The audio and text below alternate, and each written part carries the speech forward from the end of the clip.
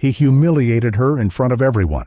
But when a storm hit and she didn't come back, he realized she was the only person he couldn't afford to lose. Grant Whitmore, a powerful CEO still haunted by the death of his wife, believed emotions had no place in business. Ellie Parker, a quiet, widowed secretary, worked late, smiled politely, and carried the weight of 2 generations on her shoulders. He saw her only when she made mistakes. Until the day she disappeared in a snowstorm on an assignment no one else dared to take. What happens when 2 broken souls collide not through love, but duty? And what would you do if the man who always criticized you was suddenly the one searching for you in the dark? This is not just a story about romance. It's about grief, dignity, and finding light in the most unexpected places.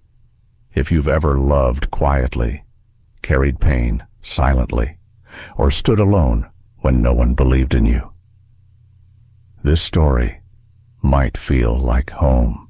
If it speaks to your heart, leave us a comment, subscribe, and share it with someone who needs it. Now, come with me to where it all began. He lost the love of his life 10 years ago. Since then, emotions became a liability. And for CEO Grant Whitmore, control was the only way to survive.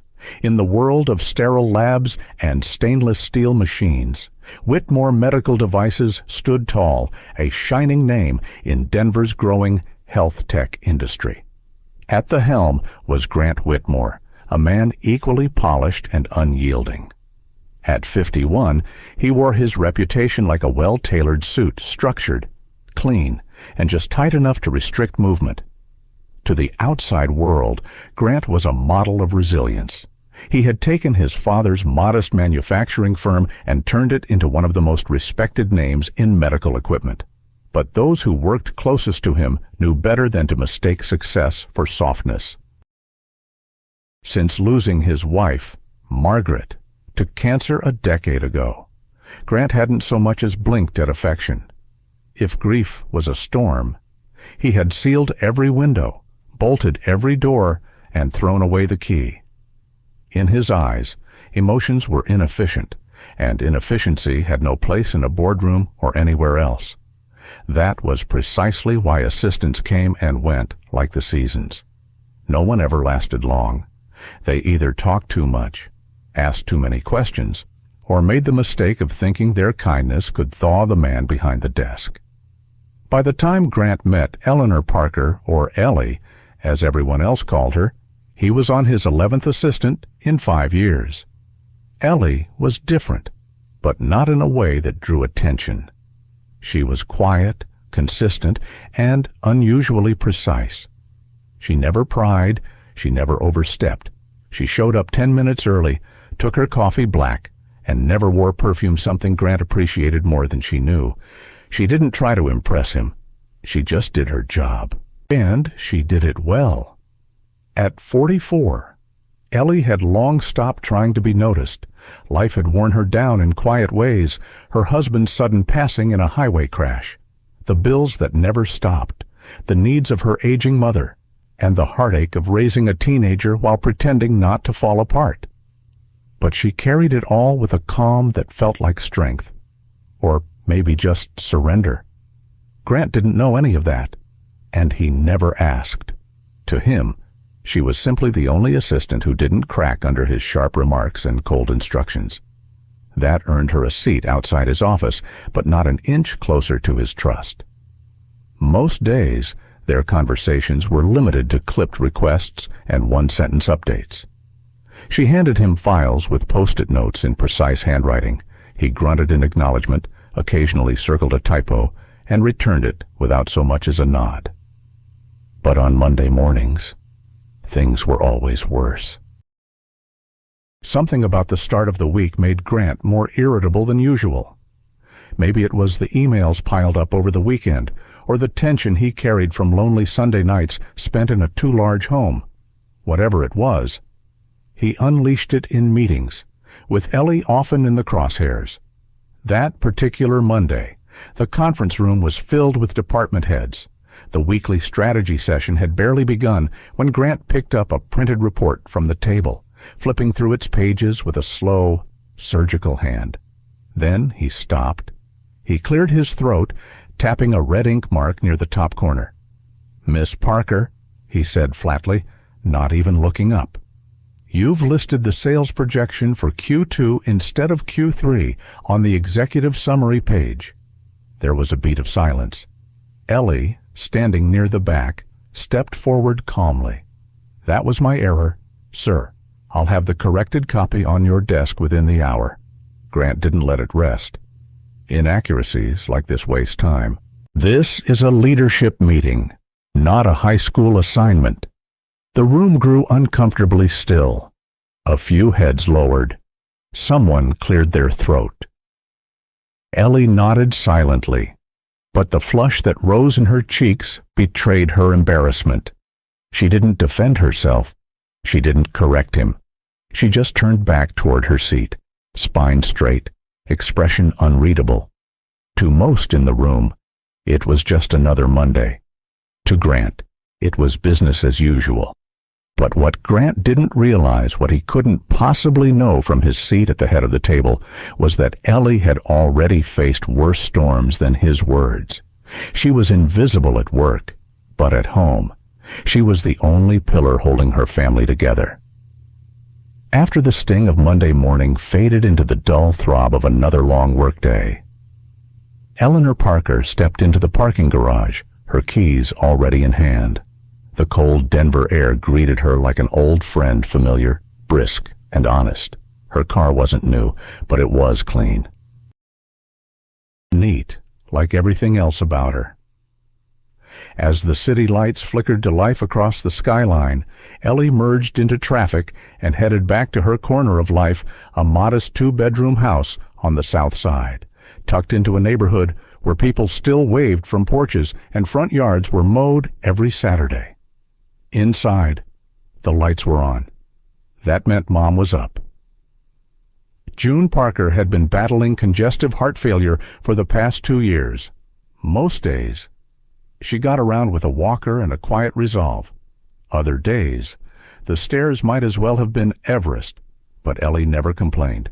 She cooked meals, kept the oxygen tanks filled, managed medications like a nurse. No one trained her. She just learned because she had to. And then there was Sophie, 17, bright-eyed, college-bound. At school, she was the girl who loved astronomy and always sat in the front row. At home, she was still the girl who sometimes cried quietly in the bathroom when college acceptance letters reminded her that tuition didn't come with grace periods. Ellie was the bridge between generations, holding up a daughter's dreams and a mother's needs. No one at the office knew any of this, and Ellie preferred it that way. Years ago, when her husband, Michael, died in a highway crash, she had learned quickly that grief was loud for a while. Then it faded into something people no longer knew what to say about. There were casseroles at first, hugs, then just silence. Ellie had been 29 when it happened. Michael was 31, driving home from an overnight shift at the hospital. One missed stop sign, one truck with faulty brakes, and everything they'd built vanished in seconds. She never finished the accounting degree they had saved for, never applied to grad school. She found a job, any job. Eventually, that job became a career quiet, reliable, invisible. And somehow, 10 years passed. At Whitmore Medical Devices, Ellie had gained a reputation not as a rising star, but as the one who held things together, the one who remembered birthdays, who ordered flowers when someone's grandchild was born, who showed up early when someone else was sick. She was the whisper of kindness that kept the place from becoming purely clinical. But most people didn't really know her name. They called her Miss Parker, or Grant's assistant, or worse, the older lady outside the CEO's door. That was fine. Ellie had made peace with being necessary, but unnoticed. At least, Until lately. It wasn't Grant who first noticed the shift. It was Madeline Whitmore. She was Grant's older sister by 3 years, and the company's chief financial officer, a woman known for her crisp white blouses, piercing questions, and no-nonsense tone. People respected her. Some feared her. Most couldn't read her. Madeline had always kept an eye on Grant. Not in a warm, sisterly way, but as a guardian of legacy. The company had been their father's pride, and she intended to protect it, including from emotional distractions. That Monday morning, after Grant's sharp correction of Elise in the meeting, Madeline had watched something strange. Ellie didn't flinch. She didn't cry. She didn't even show anger. She simply nodded, turned, and moved on. But what caught Madeline's attention wasn't Ellie's silence. It was Grant's. The way his eyes lingered for a second too long as Ellie sat down. The way he adjusted his tie with a sudden discomfort that had nothing to do with the report in his hands. That wasn't like him. It wasn't like him at all. So Madeline began to watch. She wasn't the only one. That afternoon, Walter Grady, the company's senior advisor and longtime friend of the Whitmore family, stopped by Grant's office. He was a man of soft footsteps and thoughtful silences, a rarity in a world of bottom lines and board votes. Walter paused outside Ellie's desk, waiting patiently as she finished typing. "You remind me of someone," he said gently, almost to himself. Ellie looked up, a touch startled. "I'm sorry," he smiled, eyes warm. "Margaret, Grant's wife. She had the same way of listening, like nothing else in the world existed when you spoke." Ellie blinked, unsure what to say. No one had ever compared her to Margaret, certainly not someone close to the Whitmore family. Walter tipped his head slightly, then moved on without explanation. Ellie sat still for a moment, hands resting on the keyboard. She had never meant to remind anyone of anyone. She was just doing her job. But it seemed someone was noticing her a little more than she realized. Ellie was just doing her job, but someone had already started watching her too closely. She didn't ask for favors, but when the company needed someone for the hardest task, she volunteered first. The first snow had dusted Denver's rooftops overnight, a soft reminder that winter was no longer waiting at the doorstep it had stepped inside. At Whitmore Medical Devices, a sense of urgency lingered in the air. Grant sat at the head of the executive table, arms folded, eyes narrowed at the latest report. The numbers weren't matching. Inventory discrepancies had surfaced from the company's rural testing facility in the mountains, a place where their latest line of home care respiratory units were being trialed before official launch. Someone had misreported, or miscounted, or worse, misled. Grant hated ambiguity. He hated inefficiency even more. His voice, when it came, was calm but cold. "We need someone to go up there, audit everything, and send me a clean, verified report. No margin for error." The room went silent. Managers glanced around, none eager to volunteer for a remote field check in the middle of snow season. Then a quiet voice spoke from the back. "I can go." Heads turned. It was Ellie. She stood with her hands gently clasped, her tone firm but without bravado. Grant's gaze flicked to her. The room stayed silent. Madeline raised an eyebrow, a flicker of intrigue crossing her expression.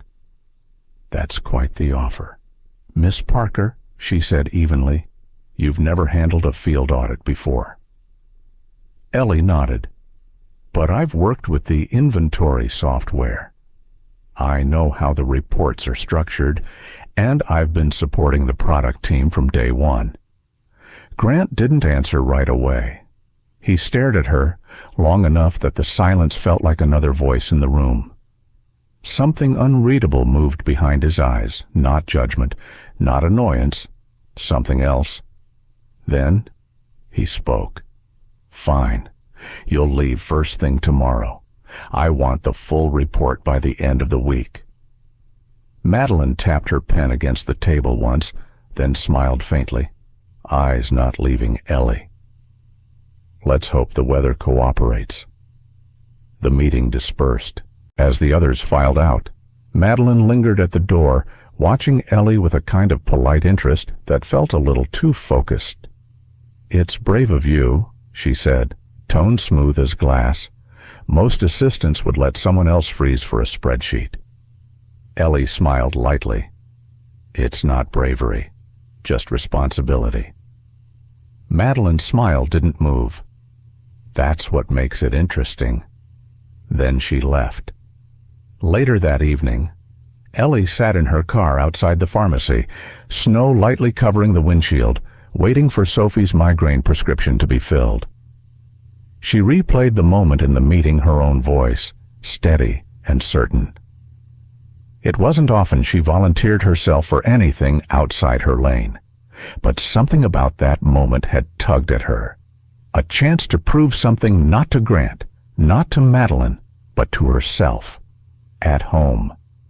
June was watching an old black-and-white movie, one blanket over her legs and another folded nearby for Ellie. "You sure about going up into those hills?" June asked over dinner, gently spooning soup from her bowl. Ellie nodded. "I'll be back in 2 days. I'll call every evening." June's eyes softened. "You've always been the one who says yes when no one else will?" Ellie smiled. "Well, someone has to." The next morning, she arrived early, coat buttoned, boots laced, laptop in hand. Grant passed her in the hallway, pausing briefly. "You'll take the company SUV. It's all-wheel drive. Roads might be tricky past the second checkpoint." She nodded. "I've driven in worse." He hesitated, just slightly. "Be careful." There it was again, that flicker of something human behind his businesslike mask. Not concern exactly, but awareness. He looked at her not as the woman who organized his calendar, or corrected his typos, or fetched him coffee on bad days, but as someone standing on her own feet, taking her own risk for the sake of the company he guarded like a fortress. It wasn't admiration. Not yet. But it wasn't indifference either. Ellie drove north out of the city, the sky overcast and pale like brushed steel. Highway signs gave way to winding roads lined with pine trees. She kept both hands on the wheel, the radio turned low, her mind surprisingly still. It wasn't often she was alone, truly alone, with nothing to tend to, no one to care for. It felt like breathing in a quieter world. The testing facility sat on a hill overlooking a frozen lake, surrounded by tall fencing and modest buildings, half covered in snow. It was isolated, yes, but not unfriendly. The local staff welcomed her with warm smiles and hot coffee, grateful someone from headquarters had come in person. She spent the day knee-deep in files, inspecting serial numbers, comparing logs, taking notes with the meticulousness of someone who'd spent years translating chaos into clarity. Outside, the wind was picking up. The forecast called for snow, but no one expected it to arrive so early or so fast. By late afternoon, the sky had darkened into a heavy charcoal hue, and the first flurries had turned to sheets of white. Roads might get slick, one of the staff warned. Ellie checked her phone. No service. Still, she wasn't panicked. She would finish what she came to do. Then she'd drive back down before nightfall. That was the plan. But storms rarely care for plans. The drive into the mountains was long, but what waited at the end was far more unexpected. The snow was falling fast, and Ellie had no signal, no light, and no way back. The facility was quieter than usual that afternoon. The last technician had waved goodbye an hour ago, urging her to drive down before dark. But Ellie stayed. There were still files to photograph, equipment serials to double-check, and inconsistencies she didn't want to guess at. She had come all this way not just to deliver numbers, but to get it right. By the time she zipped her laptop bag and pulled on her coat, the wind had begun to howl. She stepped outside. What had been gentle flurries earlier had thickened into heavy sheets of snow, blowing sideways across the field. The SUV parked by the fence was already dusted in white, the road beyond it vanishing under a growing blanket of silence. She reached for her phone. No signal. Her heart thudded once. Not from panic, not yet, but from the instinctive awareness that something had shifted. She tried the SUV. The engine turned reliable, as always, but the tires spun hopelessly in the softening earth, stuck in a pocket of drift. Ellie exhaled, slowly. There was no one left at the facility buildings. Their team had headed out early, thinking the storm wouldn't roll in until later. She scanned the area. That's when she remembered the old storage shed a few hundred feet off the side of the property, unused, weather-worn, and empty. But it had walls. She pulled her scarf tight and stepped into the storm. By the time she reached the shed, her hands were stinging and her hair soaked through beneath her hat. She pushed open the creaky door and stepped inside, shutting out the wind. It smelled of rust, pine, and old wood, but it was shelter. There was no power, no signal, just silence, broken only by the wind's relentless cry outside. She pulled a blanket from the emergency bin in the corner and sat on the cold floor. Her body trembled, not just from the cold, but from the stillness so unfamiliar after years of noise and motion. She looked at the stack of papers in her bag, reports, numbers, photographs. She held them tightly, like they meant something more than they did, like they justified why she had stayed late, why she always did.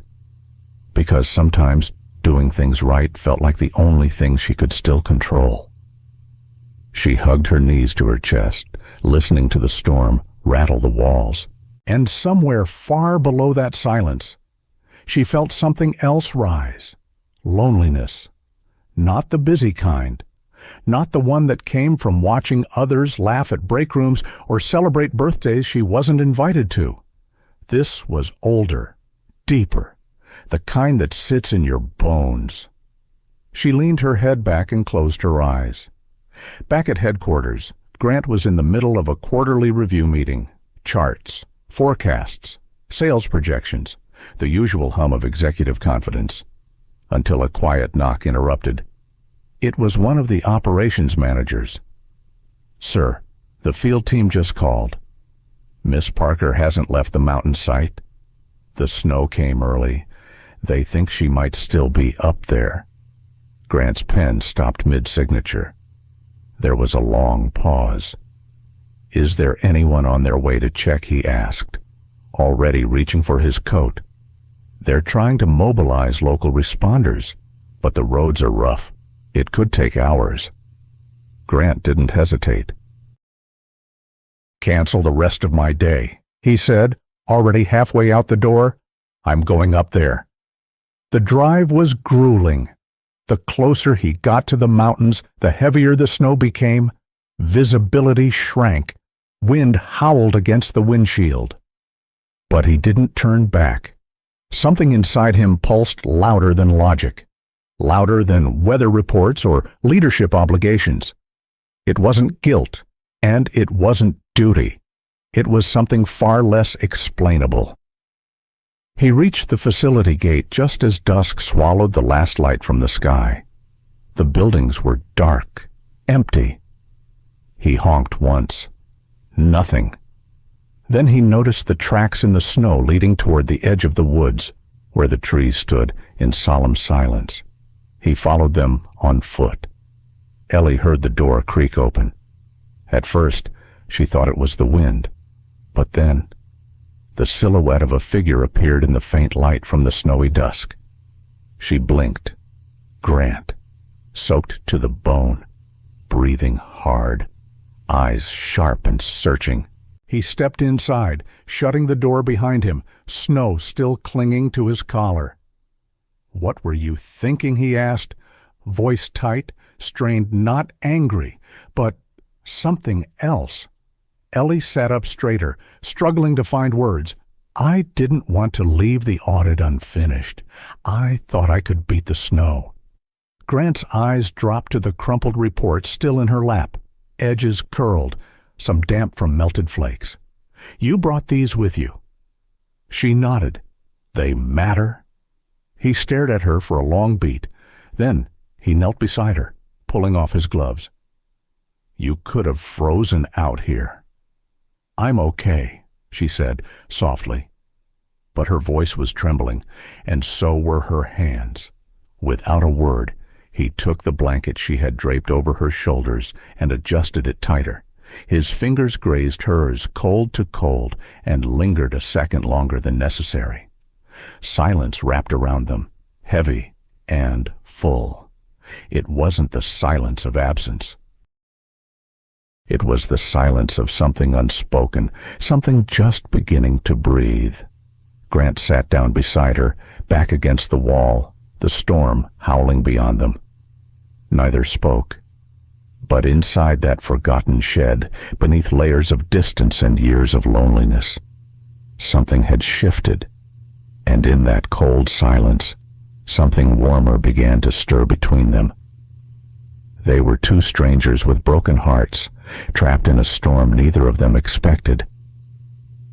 Inside the dim storage shed, the wind screamed through the cracks like a memory that refused to fade.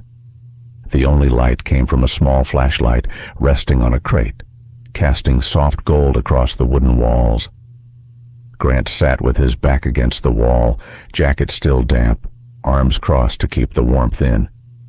Ellie was beside him, wrapped in the emergency blanket. Her hands had finally stopped shaking, though her heart still hadn't. It had been hours. Neither of them had spoken much since the initial shock passed.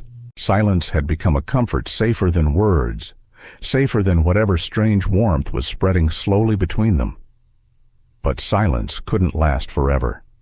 Grant broke it first. "I used to hate quiet," he murmured, eyes on the beam of light cutting through the dark. It made the house feel too big. Ellie turned to him, her breath visible in the cold air. "You live alone?" she asked gently. He nodded. "Since Margaret passed, it's been 10 years now." He didn't look at her, just stared at the wall like it was safer to talk to wood than to another person. She was only 42. Breast cancer. Took her fast. Ellie didn't respond right away. Her fingers tightened around the edge of the blanket. "I'm sorry," she said quietly. He shook his head, as if brushing off sympathy. She hated when people said that. He replied, "Said sorry never changed anything. I didn't understand it then. But now, I think she just didn't want pity to be part of her legacy." Ellie exhaled softly. "I get that," she said after a moment. "When my husband died, I got a lot of casseroles and long pauses, like people didn't know what to do with me." Grant glanced at her, surprised. "I didn't know you were a widow," she finished for him. "Yeah. Car accident. Sophie was 6. I had just turned 30. We were supposed to go hiking that weekend." She smiled faintly, but it didn't reach her eyes. Instead, I spent it sitting on the floor of my mother's kitchen, trying to figure out how to be 2 parents and 1 person all at once. Grant's jaw clenched, not from discomfort, but from understanding. "You never talk about it. I never had the room to." The wind rattled the door again, but neither of them flinched this time. "I wanted to be a teacher," Ellie added softly. "History, maybe. I used to love old books, stories about people who made it through hard things. But when Michael died, I took the first stable job I could find. Being a secretary wasn't the dream, but it paid the bills, kept the house, kept my daughter in dance lessons." Grant looked at her now, really looked, There was no self-pity in her tone, just a kind of quiet dignity that made him feel strangely small. "I'm sorry," he said, not out of politeness, but because it felt like the only honest response. She smiled again. This time, it was real. "It's okay. Life isn't what we plan. It's what we survive." For a moment, the only sound was the flashlight's faint buzz. Then Ellie tilted her head, eyes narrowing just a touch. "You know," she said, "I always wondered what made you such a control freak." Grant blinked. "I'm sorry," she shrugged. "Mock serious. I mean, the color-coded memos, the minute-by-minute meetings, the fact that you once corrected the alignment of my bullet points in front of 10 people." Despite himself, Grant let out a breath of something that was dangerously close to laughter. "I have a reputation to uphold," he said dryly. Ellie chuckled, then added, "Margaret must have had the patience of a saint."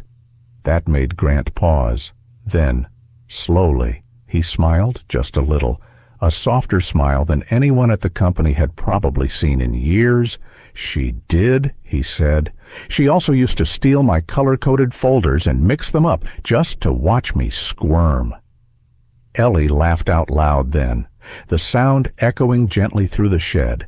It was the first moment of lightness between them. Unforced. Real. And then came the quiet again, but this time it was different, heavier, charged. Grant looked over at her. She met his eyes, and for a heartbeat too long, neither of them looked away. Her eyes reflected the flashlight's glow, deep and unreadable. His expression softened, vulnerable in a way she hadn't seen before. The space between them wasn't wide, not in inches, but in years, in losses, in everything unsaid. The storm outside raged on, but inside that little shed, something else swirled just as fiercely. Neither moved, and then just as quickly. Ellie turned her gaze away down at her hands. Grant leaned back against the wall again, the moment gently folded away like a letter never sent. They didn't speak again that night. But the silence wasn't empty. It was full of the things people only say, with glances and breath and the ache of something almost becoming real. By dawn, the wind had calmed. The snow had settled into a soft, white hush outside. The flashlight flickered out, and Ellie stirred beneath the blanket, rubbing her eyes as the first hint of light crept through a crack in the wall. Grant was already awake, watching the sky shift from black to pale blue. He didn't say good morning. He didn't need to. Because when Ellie looked at him and he looked back, they both knew. Nothing had happened, but everything had changed. When the sun rose, nothing had happened, but everything had changed. The storm had passed, but the office was now colder than ever. When Ellie walked back into Whitmore Medical Devices that Monday morning, the fluorescent lights above buzzed just the same. The air smelled of coffee and copy paper like it always did. The front desk clerk, Mia, offered her a routine smile. No one said anything out of the ordinary. And yet, everything felt wrong. At first, it was subtle. A pause in conversation when she stepped into the elevator, a slightly too long glance from someone in the accounting department, a quiet giggle between two interns that died the moment she passed by. Ellie had worked there for over 5 years. She was used to being overlooked, not watched. She reached her desk, laid her bag down, and took a steadying breath. But as she opened her inbox and tried to focus on catching up, she couldn't shake the feeling that eyes were on her. Not curious, not kind, judging.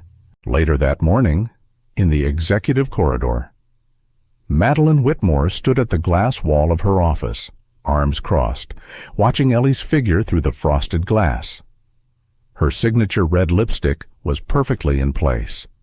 Her nails, as usual, matched. She turned slightly as Walter Grady stepped in behind her. "You're enjoying this," he said calmly, voice low and seasoned by too many boardroom battles. Madeline didn't deny it. "Grant made a mess," she replied coolly, "and someone needs to clean it up before the board gets wind of it." Walter arched an eyebrow. "So your solution is to turn Ellie into the villain Madeline faced him."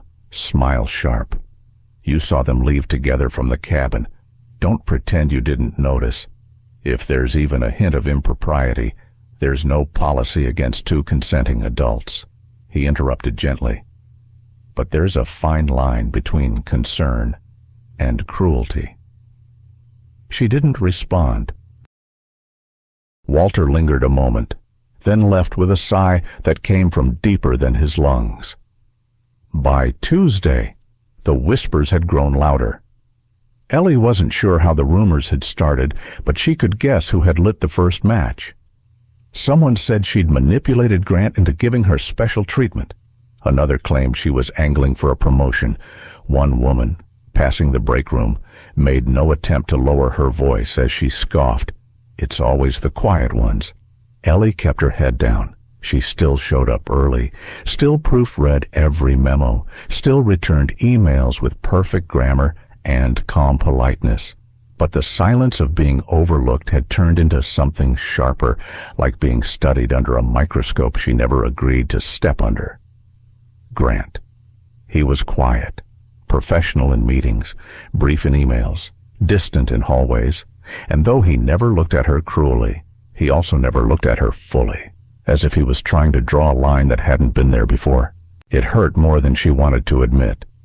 By Wednesday, Walter stopped by her desk. He didn't smile, just placed a small manila envelope down, marked "Private." "I want you to read this," he said, "and then consider your options." Ellie waited until he left. Inside the envelope was a printout of anonymous HR complaints, all dated within the last 48 hours. Every one of them mentioned her name. Every one of them hinted at inappropriate familiarity with executive leadership. And, at the bottom, a note in Walter's careful handwriting. "If you're forced out, let it be on your own terms, not theirs." Her hands trembled slightly. She folded the papers back, stared at the manila edge, and took a long, quiet breath. Not again. She had rebuilt too much of her life to let this take her down. That Friday morning, the executive team received an unexpected calendar invite. Internal Conduct Review, 9:00 a.m., Conference Room 4. No sender listed, no explanation. Ellie arrived early. Out of habit, out of fear, out of the need to prove, once again, that she had nothing to hide. When she stepped into the room, Madeline was already there, flanked by two senior managers and a woman from legal. A thick folder lay on the table in front of her.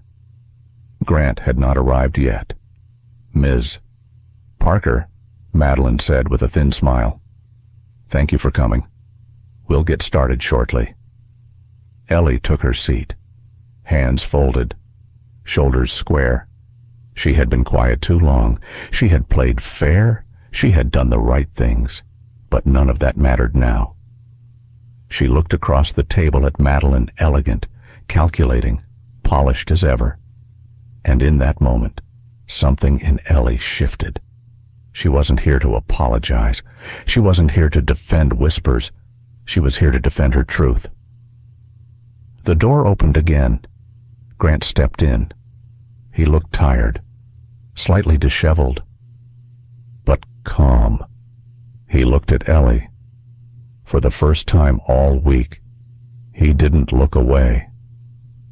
And then he turned to Madeline. "What's this about?" Madeline slid the folder forward with deliberate grace. "Concerns have been raised," she said evenly, "about professional boundaries, about judgment, about the optics of certain relationships." Ellie's pulse quickened. Here it was. The moment everything might be taken from her, not because of what she'd done, but because of who she was to someone in power. She could feel the room watching, waiting. And just like that, the woman who never asked for anything was forced to defend everything she had left. And just like that, the woman who never asked for anything was forced to defend everything she had left. She'd stayed silent for years, but not this time. The air in Conference Room 4 had thickened into something nearly unbearable. Ellie could feel it pressing against her chest, the silence before something breaks. The silence that follows judgment. Across the table, Madeline Whitmore sat poised and confident, her hands folded over a file now slightly ajar, revealing pages marked with red tabs. "Let's be honest," Madeline said, her tone as smooth as glass. "This is no longer just a matter of workplace policy. It's about influence. It's about ethics. And about whether a relationship like this," she nodded subtly toward Ellie, "undermines the credibility of executive leadership." Ellie didn't flinch, but her breath was short. Her palms were cold against her skirt. "Madeline," Grant said finally, his voice quiet but firm, "you've made your point." He stood. It was the first time he had risen during the meeting, and just that the act of standing shifted the room's center of gravity. Everyone turned. "I won't deny it," he said, eyes on the board, not on Ellie. "Yes, Ellie and I have developed a personal relationship." A stir rippled through the room's small movements, exchanged glances, the sharp inhale of someone trying not to react aloud. "But I'll also say this," Grant continued. "She's been working here for 5 years, without complaint, without recognition, without asking for anything more than the respect due to her position." He paused, finally turning to Ellie. And when he spoke again, something gentler flickered in his voice. "She is the most competent, composed, and dedicated employee I've ever had the privilege to work with. Her character is unwavering. Her work ethic speaks for itself." Ellie's heart thundered in her chest. "But your judgment, Grant," Madeline said tightly, "has always been precise. Until now, you're emotionally compromised. That's the concern." "I am human," he said simply. "That's not a compromise. That's a truth." For a moment, there was only the sound of the wall clock ticking softly in the background. Then Walter Grady cleared his throat. "May I speak?" The heads turned again. Walter placed a slim folder on the table, neatly, calmly. "I took the liberty of running a performance review on Ms. Parker's work over the last 18 months. Here." He opened the folder and slid a few printed pages forward.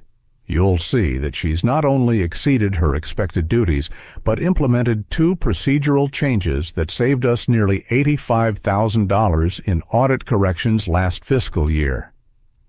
A murmur.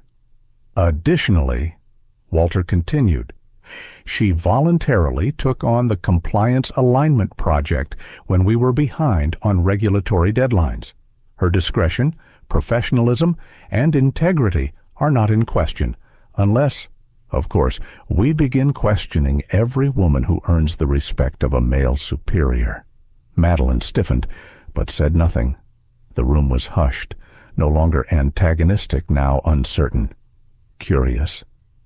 Ellie sat still, and then, slowly, she stood. The movement was quiet, but decisive. She hadn't planned to speak. Her throat felt tight, her knees unsure. But when she looked around that table at the eyes waiting to judge, at Madeline's smirk, at Walter's steady gaze, and at Grant's barely concealed hope, she knew it was time. Her voice, when it came, was quiet, but clear. "I didn't come here to be seen." A pause, a breath. "I came here to survive." No one moved. For years. I've done my work in the background. I've brought coffee, taken notes, proofread reports, booked flights, and stayed late. I've balanced single motherhood and a sick parent with grace I didn't even know I had. And I never complained because I thought that was the price of being invisible, of being useful without being heard. She looked straight at Madeline. But I won't let my silence define me anymore. Her hands shook slightly, but she didn't back down. You may not like that the CEO and his assistant share a connection, but don't insult what I've given to this company by reducing it to something transactional. She turned her gaze to the others in the room. Judge me if you must, but at least do it honestly. A beat of silence, then someone, quietly, nodded, then another. The tension didn't leave entirely, but it shifted, and this time it wasn't aimed at her. She looked at Grant. He was watching her with something unreadable in his expression, but his eyes were full. Ellie sat down. Her legs trembled beneath her, but she didn't care. She had said what needed to be said, not perfectly, not eloquently, but truthfully. And when she stepped out of that room an hour later, past the glass windows and the watching eyes and the whispering corridors, everything was suddenly different. They once hid in shadows. Now, they walked together under the sun. It wasn't a grand announcement. There were no emails, no official memos, no dramatic declarations in front of the staff. But when Ellie stepped out of Grant's office that Tuesday afternoon, and he followed behind her, not with the usual coldness, but with a calm smile, people noticed.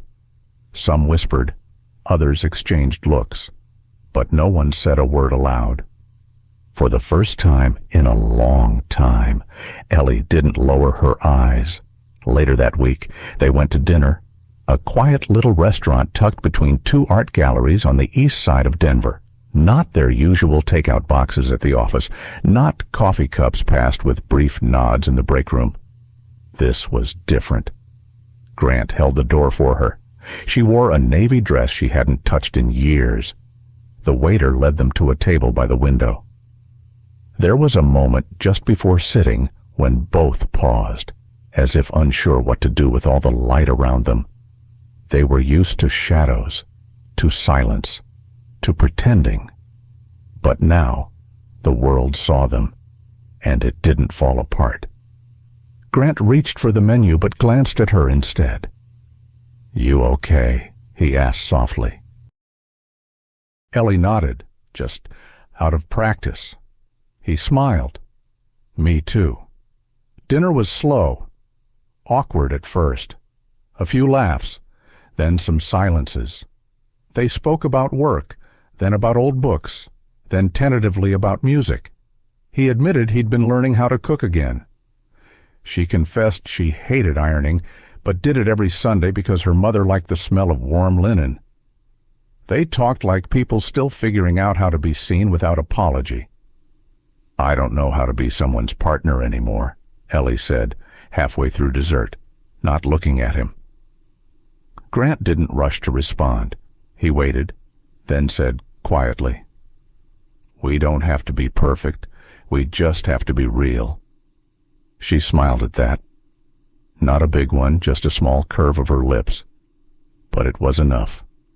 Later that week, Ellie came home to find her daughter, June, already in the kitchen, unloading groceries. The sun streamed through the window, catching bits of dust in the air. "How was work?" June asked. Ellie hesitated, then smiled. It was good.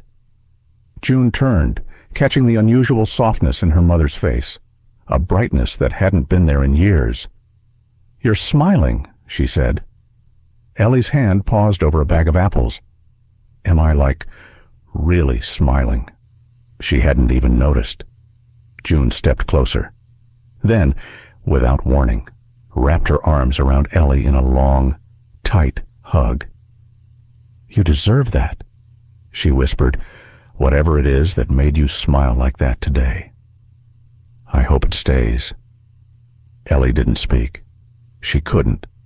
But in that moment, something inside her shifted. All the years she had spent holding the weight of everyone else, toning herself down, hiding her softness, biting her tongue, suddenly felt distant. She was still the same woman, still careful, still quiet. But now, for the first time in decades, she was also someone allowed to feel joy, to receive it, to hold it without guilt. In the days that followed, life didn't change overnight. There were still glances in the hallway, still polite distance from some of the staff, but also small nods, quiet acknowledgments, a few more smiles than before. Walter stopped by her desk just once that week and left a sticky note on her monitor.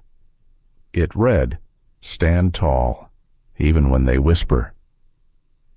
She kept it tucked under her keyboard. Grant, meanwhile, continued to navigate the company with steady hands, but his steps had softened. He made time to ask people about their families, paused in conversations he used to rush through.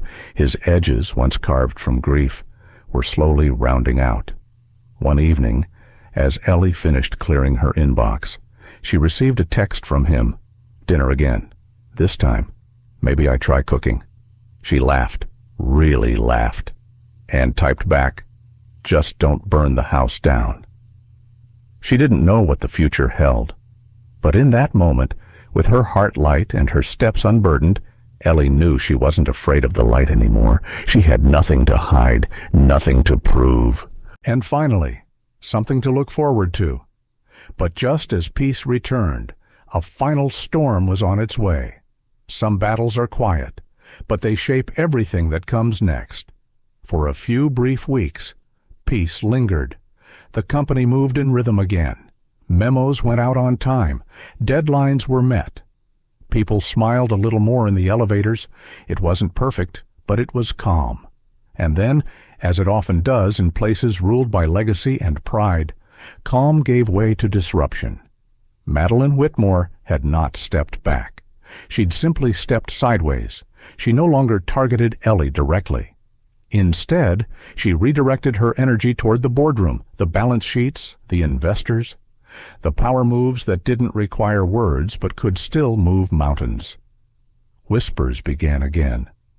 Not about love this time, but about leadership. Grant softened. Someone muttered in a closed-door meeting, "He's distracted." Ellie's influence may be personal, but it's shifting his priorities. At first, Grant brushed it off. But when a major investor, Jeremiah Langston, a longtime friend of the Whitmore family, requested a private call to discuss direction, Grant knew the storm hadn't passed. It had simply changed shape. That night, Grant sat in his office long after everyone else had gone. The city below flickered, snow melting on rooftops under the fading glow of spring. Ellie stepped inside quietly, a thermos of chamomile tea in her hand. "You haven't left," she said softly. He shook his head. "Neither has she." Ellie didn't ask who. She knew. The emergency shareholder meeting was called for the following Tuesday. No press, no headlines, just a gathering of men and women in expensive suits, seated around a long mahogany table. Coffee was poured, polite nods exchanged. The air was thick with cautious tension. Grant was expected to speak, but when the time came, he looked across the room and gave a quiet nod to Ellie. She stood up slowly, some brows raised, some whispered, but she didn't waver. "I know I'm not who you expected to hear from today," she began, her voice steady but low, "and I won't take long. I'm not here as a strategist or executive. I'm not here to defend Grant's leadership. That's not mine to do." She paused, taking a slow breath. "I'm here as someone who's worked quietly in this company for 9 years. Someone who has seen it from the hallways, from the mailroom, from behind spreadsheets and broken printers and late-night meeting notes." There was a faint chuckle from a younger associate near the end of the table. But it wasn't mocking, it was knowing. She continued, "I've watched this company change lives. Not because it was perfect, but because it tried. because it was built by people who cared deeply, even if they didn't always know how to show it.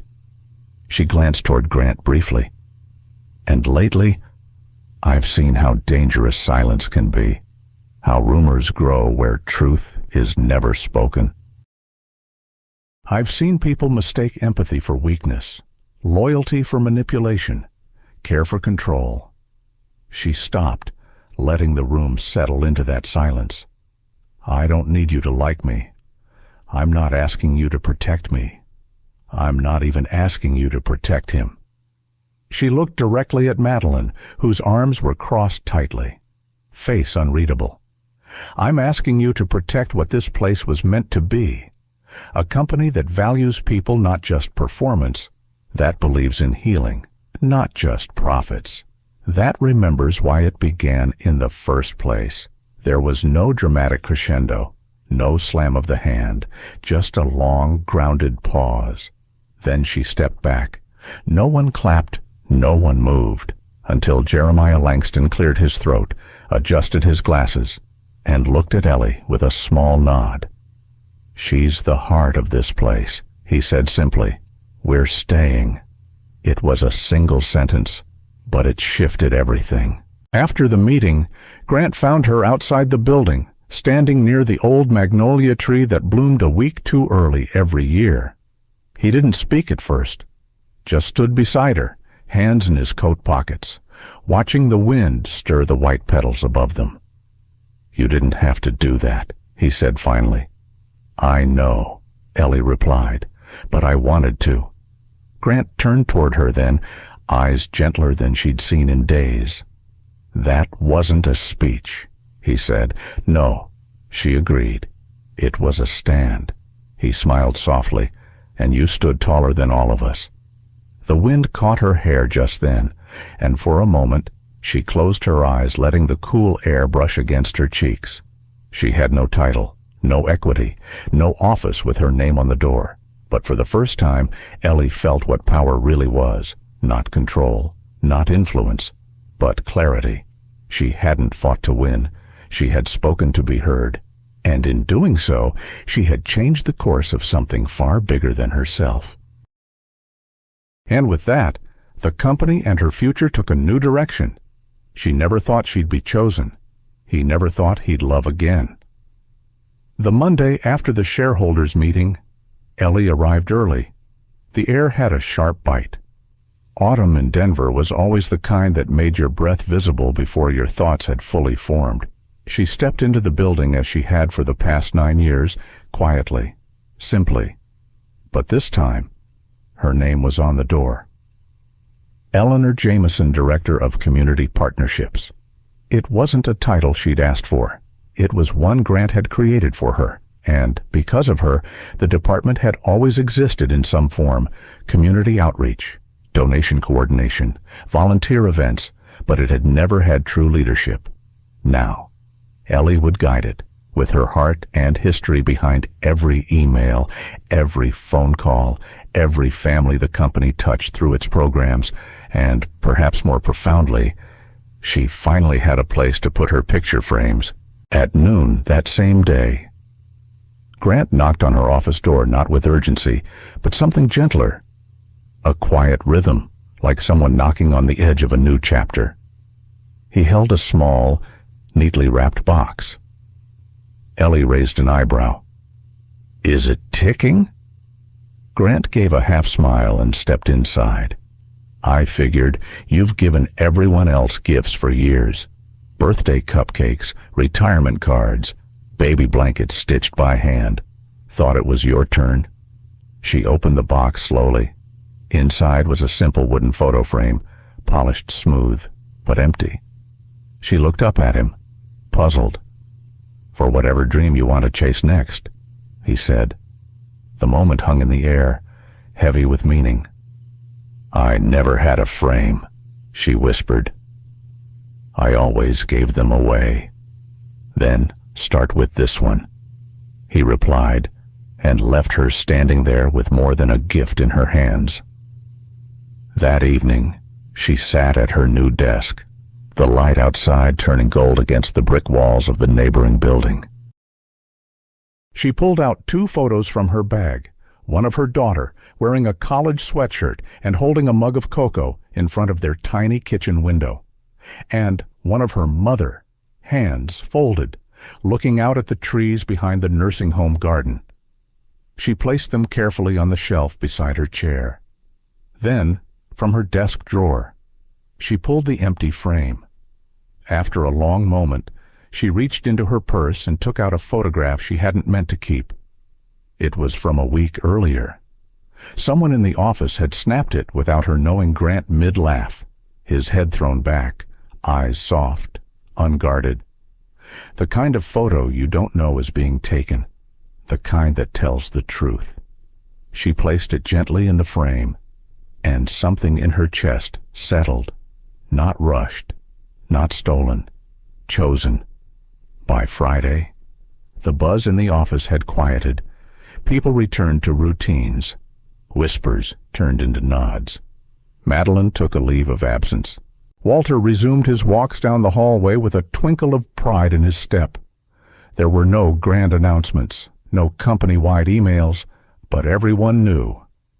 When Grant and Ellie walked out together that Friday afternoon side by side, not hiding, not hurrying, there was nothing to hide from anymore. The receptionist offered them a quiet smile. The security guard at the door tipped his cap. And Grant, once the man who never touched or lingered or let anyone in, reached for her hand as they stepped out into the late October sun. The trees along 17th Avenue were beginning to flame reds, oranges, deep golds falling like confetti over the sidewalk. Ellie looked up at the light spilling through the branches, then back at the man beside her. "You know," she said gently, "this isn't where I thought I'd end up." Grant gave her that quiet look he had soft around the eyes, but anchored with something stronger. "Me neither," he said, "but I'm glad we both did." They walked toward the corner cafe, not because they had a reservation or a reason, but simply because the air was crisp and they had time. For the first time in years, neither of them had anywhere else to be. Back in her office, the framed photo of Grant now sat among the others. Ellie looked at it one last time before locking up for the weekend. This wasn't a fairy tale. It wasn't a perfect ending. The world hadn't changed overnight, but something inside her had. She had learned that love doesn't come from being rescued. It doesn't come from perfection or performance or pleasing the world. It comes when we choose to remain gentle in a world that keeps asking us to harden. When we speak, even if our voice shakes. When we stay true to ourselves quietly, daily, faithfully.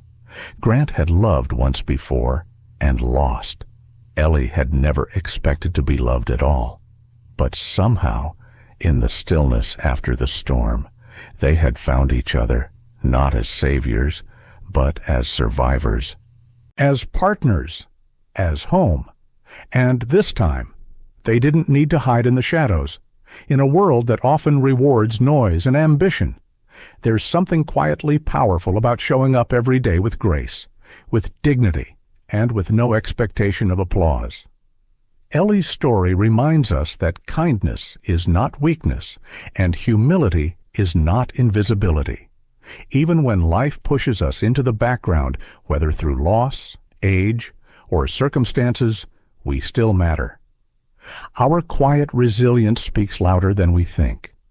And Grant's journey shows us that healing doesn't always come in grand moments. Sometimes it's found in a look, a gesture, or the simple decision to open our hearts again, even when it scares us. No matter how old we are, it is never too late to be truly seen, never too late to let go of control, never too late to love again, not as we once did, but perhaps more honestly than ever before.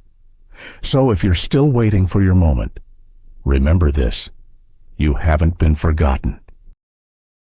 And you are not alone. Thank you so much for spending your time with this story. If it touched your heart even just a little, we'd be truly grateful if you could give it a like, share it with someone who might need it, and subscribe to our channel for more stories that speak to the soul. Your support means more than words can say and helps us continue bringing you heartfelt stories that remind us all we're not alone.